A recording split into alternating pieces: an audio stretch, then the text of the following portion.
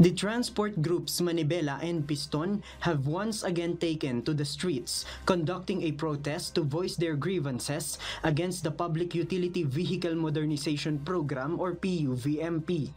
The demonstration began with a caravan at the University Avenue in Quezon City around 11 a.m., making its way towards Mendiola in Manila. However, when the protesters reached Welcome Rotonda, their path was blocked by a group of policemen deployed by the Manila Police District.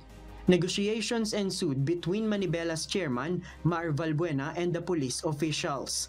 According to the Manila Police District, they couldn't allow the protesters to reach Mendiola as they had failed to secure the necessary permit.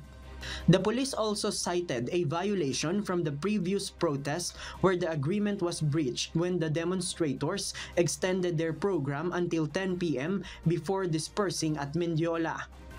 Yung mandato ng batas ay ginagawa lang po namin bilang isang pulis na nagseserbisyo sa bayan. Wala silang permit, yun po number 1 po doon. Kung gusto nila talagang magdaos ng matiwasay na tinatawag na itong ginaganap ngayon na rally, may naman po tayong Freedom Park. Panggigipit itong pakiramdam na to. Alam namin napag-utusan lang sila nang nakatataas sa kanila. Tinanggalan na kami ng hanap buhay. Pinapahirapan pa rin kami hanggang kalsada. Manibela claims that around 10,000 protesters, including members of Piston and other groups, participated in the demonstration coming from Cavite, Laguna, Quezon, Rizal, Bulacan, and Pampanga.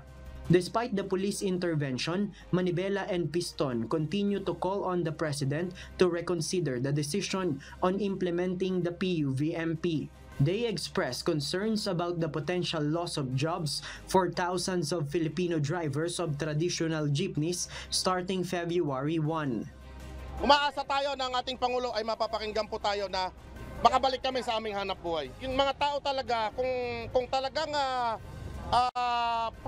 consolidation sila, hindi po sila sasama.